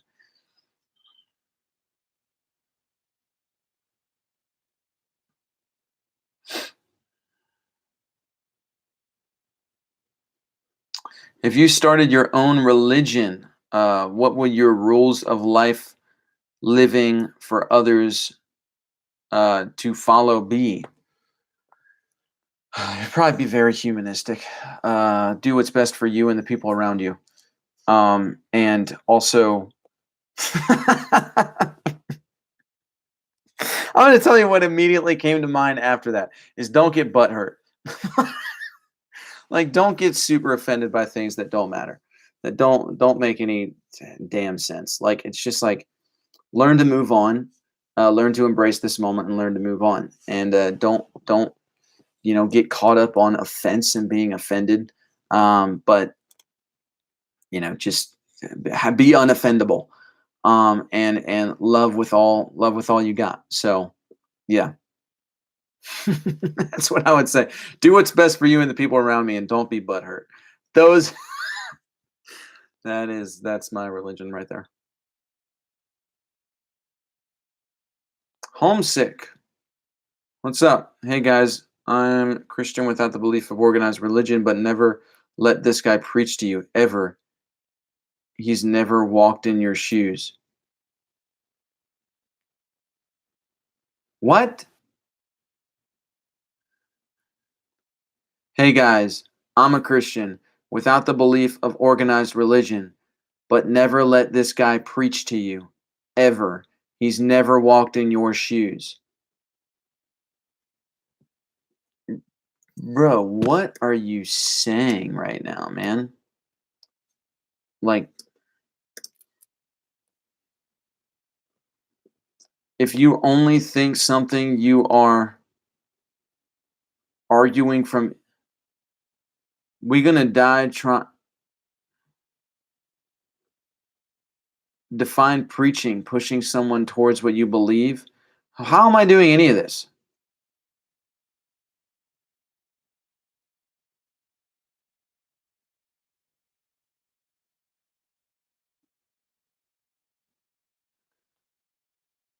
Man, whatever.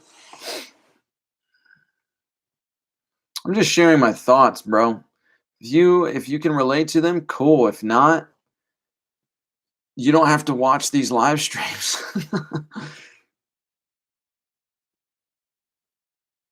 I don't think religion would be the perfect word. Spiritual path. Yeah, spiritual path. I'd have to think about that, what my creed would be for that.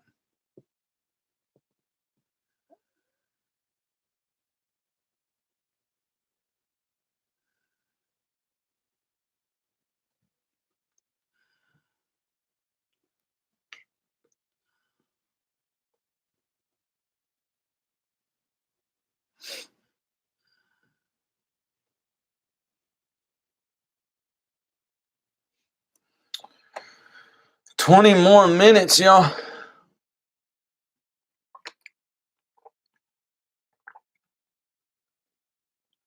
Mm, this is great. Where do you draw the line between love and lust? Are we always fighting lust with love, or we are always fighting love with lust? As a human, I have had both happen in my life. Um, all right. Well, first off, I don't think love and lust are related in the least bit. I don't think they're at all related. I think they appear related on a very surface level. And this is where you get into, they can appear similar in regards to a sexual act. Um, you know, they- but that is so surface. That's so surface level. And that's such a, it's a very close-minded and condensed and contracted and just a small idea of love. And love is so much more than any of that. Love is so much deeper than any of that. I did an entire series on love and what love is and how it's a mystery and how it's not a feeling, it's not an emotion, it's something deeper. It's a commitment, it's a promise. It is a covenant, if you will. It's a very biblical term.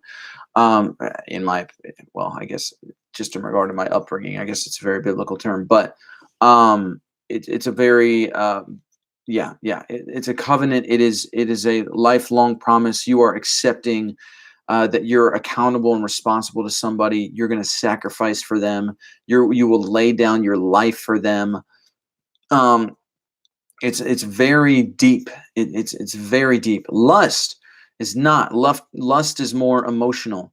Lust is more of a emotional, instinctive pull. Whether that would be, and it doesn't just have to apply to sex, to a sexual act. But I think the lust can be applied to many different things besides just sensuality. It's often regarded as sensuality, but I think lust is a very surface level thing. And I do think you can have sex without lust. Um, you know, so it can be an act of love, but you have to look at the heart of the individual, the hearts of the people. Um, you know, yeah, you're the fine line between love and lust. I think there's a big chasm between love and lust. I think it's only a fine line if you have a very surface level understanding, or thinking, or philosophy, or kind of ideology, whatever you want to call it, of love. But I think if you look at love as something so much deeper, then you see how far away lust is from true love. So, um, yeah, I don't think that, you say we are always fighting lust with love. Um, or are we always fighting love with lust? Um, you know, Again, I just think, if you're fighting lust with love, you have a very surface level understanding of what love is. And if you're fighting love with lust, then you have a very skewed understanding of what love is. Um, in both and vice versa, you know. So yeah, I've experienced both, and I know that there's a difference between both, for sure.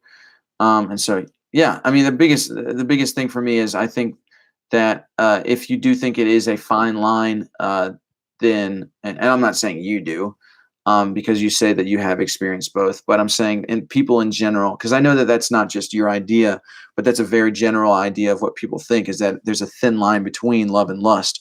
I don't think that at all. I think that there is a very huge chasm between the two.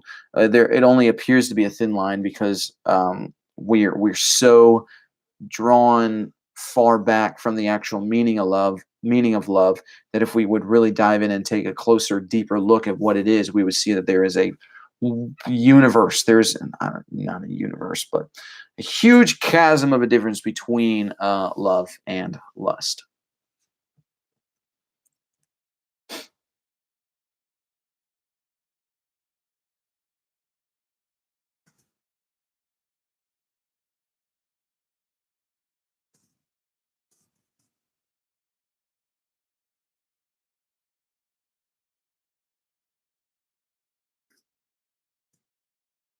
Okay.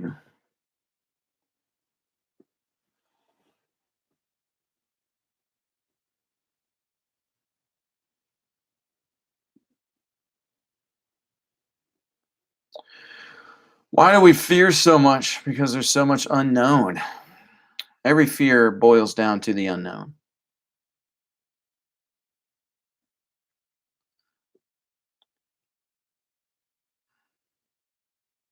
Marianne, what is going on? Hello. I'm glad you caught this live stream as well. It's ending in 15 minutes, but super glad that you caught it. Can I borrow your brain? I actually take that as a massive compliment. So uh, if that was a possibility, where I've often thought about if that ever could be a possibility. But yeah, I mean, that's why I do these live streams. Borrow my brain for a minute.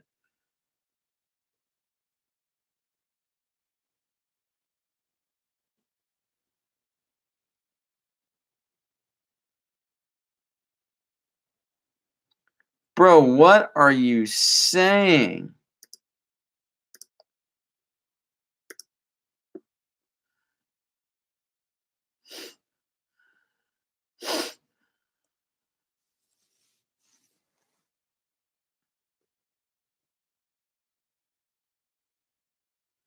So I used to meditate and used to tell myself that I'm following some sort of spiritual path. But then I had an experience where I began to question my reality, and then I lost myself ever since I've been looking for God in Christianity. Huh. Well, then I would say, this is something my dad told me. Um, he was obviously a pastor, he's Christian. Um, if if your path is taking you somewhere that does not have any hope, that it's just disappointing you, then he would say, then he says that's not God. Um, God is where hope is. So go there. So if studying Christianity has made you lose your hope, made you lose yourself, don't study it anymore.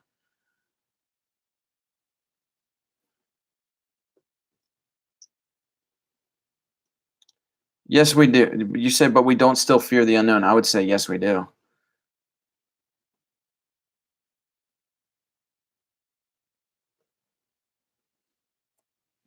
You are amazing, as said, and always, as I said, and always will say, putting yourself out here in all kinds of ways, being so open, vulnerable, and brave. You help people along on their own path while still on your own journey. Kudos to you. Applause. You know that I mean, I've told you this before. One of my love languages is like words of encouragement and words of affirmation. And I just cannot thank you enough for saying things like that, Cassie. I mean, it means the absolute world to me. One day, someday, when I am able to travel the world and have cool philosophical misfit hangouts, I'm gonna give you a massive hug, and it's gonna be great. And I just thank you, thank you.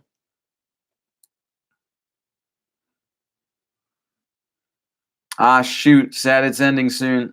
Trying to remember a topic I wanted to pick your brain about. I asked a religious person questions about why would God allow evil knowing that it will happen anyway, Holocaust, but he was offended. Do you think it's wrong to ask this type of question? I don't think any question is wrong. What are you talking about, man? I don't think any question is wrong. No question is wrong. Every question is the right question. No question is bad. No question is wrong, especially in regards to the unknown and the things of God and spirituality. All questions are necessary. So, no, I don't think that was a wrong question at all. Ignored that one. Hey, what one? What, the one that I was a sex therapist today? The fuck was that, dude?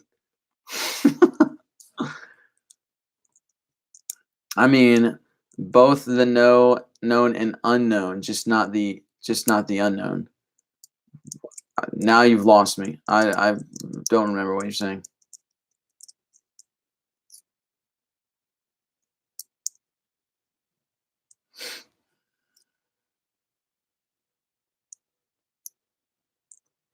Yes, it's an absolutely great thing to do.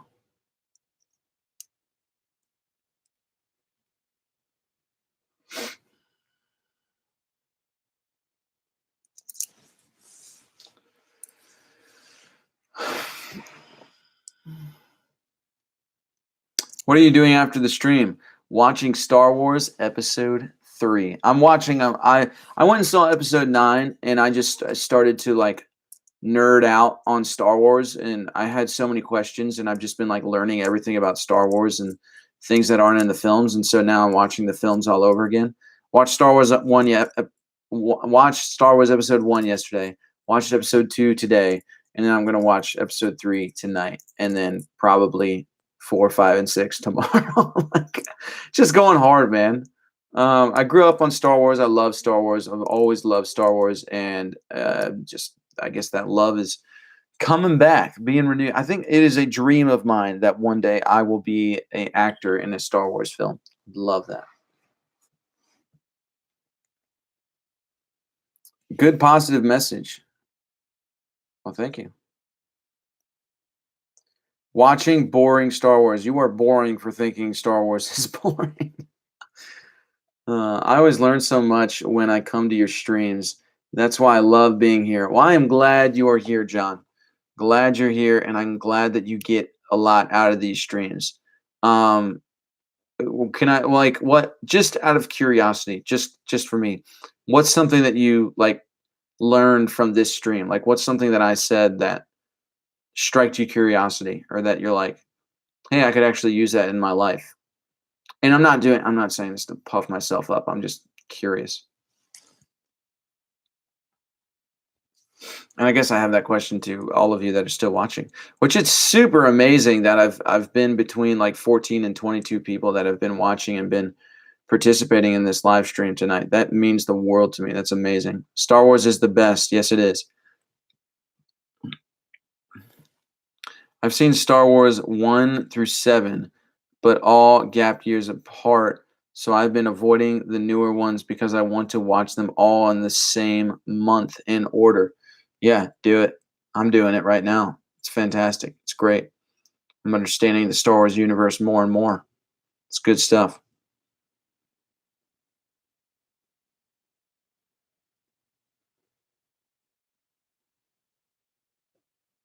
You probably think the same for anime except for Final Fantasy. Curious, Pedro, have you watched Star Wars? What do you think about Christians evangelism? I know that's a big topic, but could you do a quick summary of your thoughts? Yeah, Christian evangelism. I think the evangelism that works has something to do with the supernatural. I'm talking about the Christian mystics that when they went and evangelized, it was a very supernatural encounter, and that's the reason why people sometimes fell down in fear is because they experienced something so incredible. They saw something. They experienced the supernatural. They knew something else existed, and so that's why they came to God. A lot of evangelism that takes place, unfortunately, in today has to do with the concept of hell, and so a lot of people get saved out of fear. And that's no, I don't think if you're on a spiritual path and you're coming into religion or whatever, um, coming into it with fear is not the way to do it. And so I think Christian evangelism, if it's done the right way, if a supernatural God exists that, he lives inside of us and all that, I think it would have to look like some sort of supernatural love. And Jesus, whenever he performed miracles in the Bible, it was always out of an act of love. And the people who witnessed it and saw it were the ones that came to him. It wasn't out of fear. It was out of a realization that they realized the truth. They realized what they saw. And so a lot of Christian evangelism in today is just really based out of fear that I see. I don't see a lot. I mean, there's very few. And I've watched those movies with Todd White and movies with there's a number of other. Todd White's the main one, but there's plenty of other evangelists that go the more supernatural route instead of the fear route.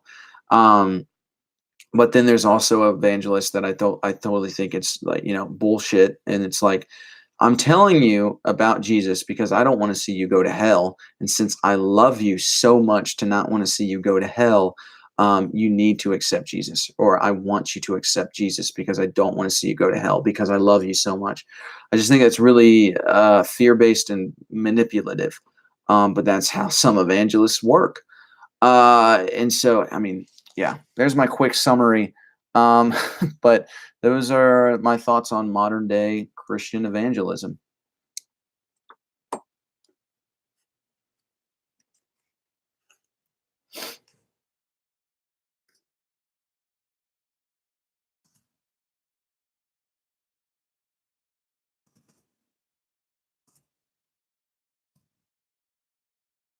Oh, damn. Mother of God.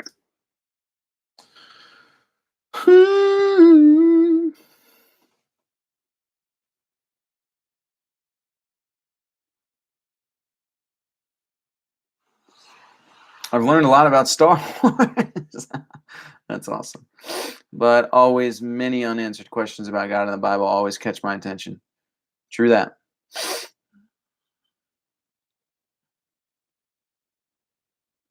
Hmm. I'm reading your comment, Daniel. I hear you in that. I see you in that.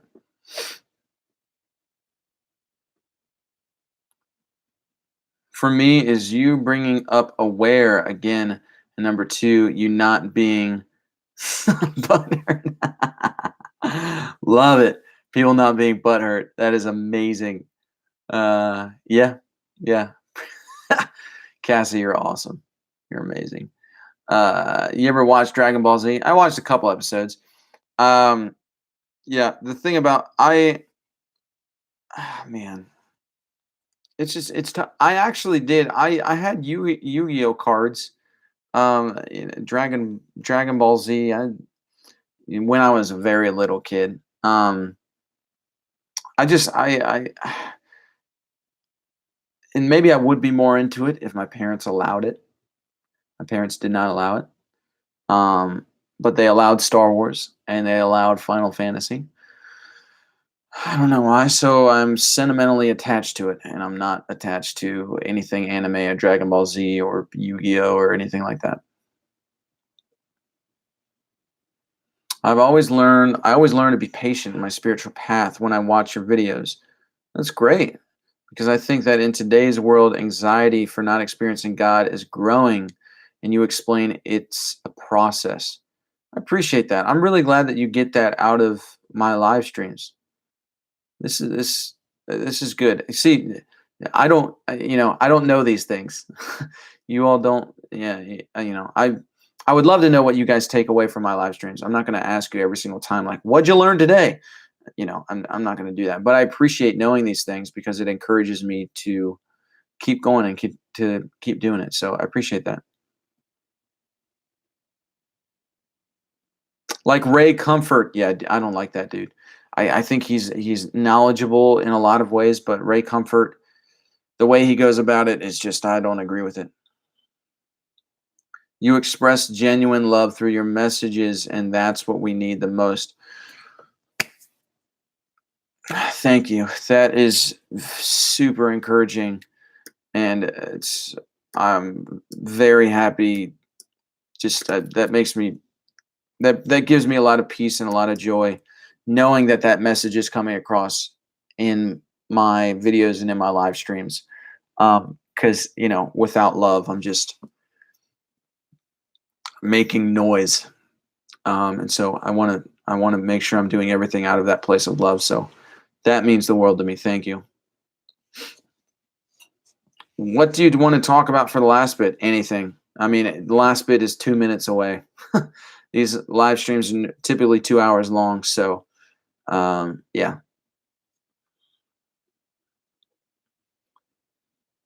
I told you I was doing a speech on mere Christianity, but I switched to evangelism. And thank you so much. Gave me something to add to my speech. Nice.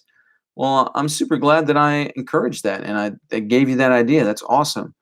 Also curious, I want to hear, are you going to like document the speech or are you going to, write an essay or something? I'd love to hear it. I'd love to, you know, hear your work, see your opinion. That'd be awesome. So if there is something like that, feel free to like message me or get a hold of me when it's all said and done. Love that. It's incredible. I can't write it. What's incredible?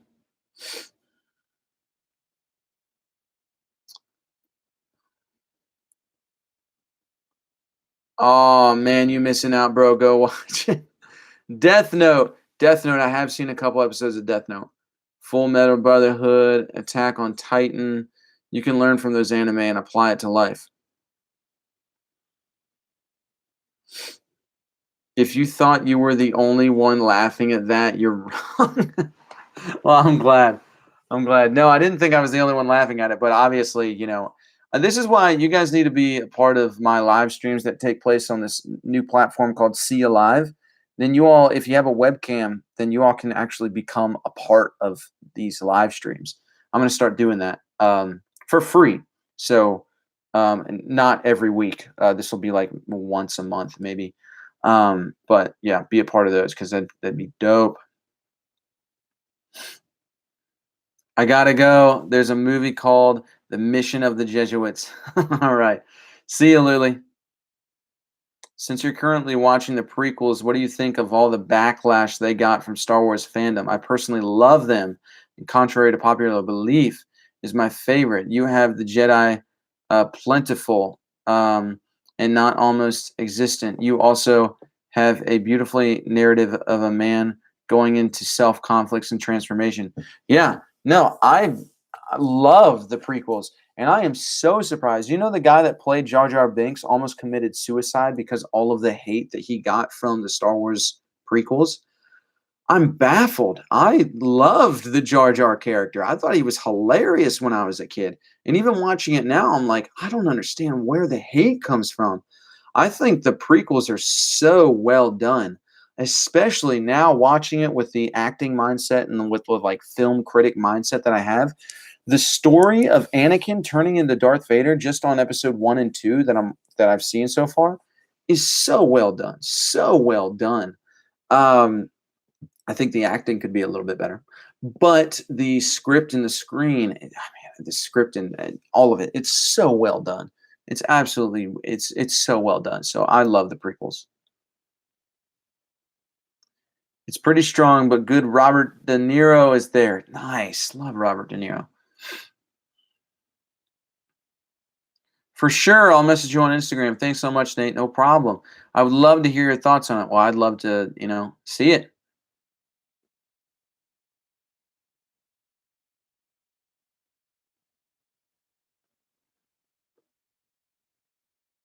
Nice. Ciao. Well, all right, guys. Well, that is it. Yeah, 2:02:22. That is when I stopped. So, guys, this is it. End of live stream. So thank you guys for hanging on. 15 of you. That's amazing that you guys like pretty much hung on the entire time. Love that. So, guys, happy New Year and hope you had some incredible holidays. Yeah, I look forward to the podcast that's coming out Sunday. It's called God is Dying. A little bit more of my story and a little bit more of some thoughts that I have on religious trauma and grieving God and, um, some good stuff there. So be looking forward to that podcast coming out Sunday. And like always, I'll see you guys next week. And yeah, be on the lookout. And if you have not joined the Discord channel chat, join it. There's good stuff happening on there. Love the community that is on there. And you can access it through my Patreon page. So, yeah, I will talk to you all soon. Thanks for being a part of this live stream. And until next time, see you Misfits in the next one. Peace out. See you next Friday. Peace.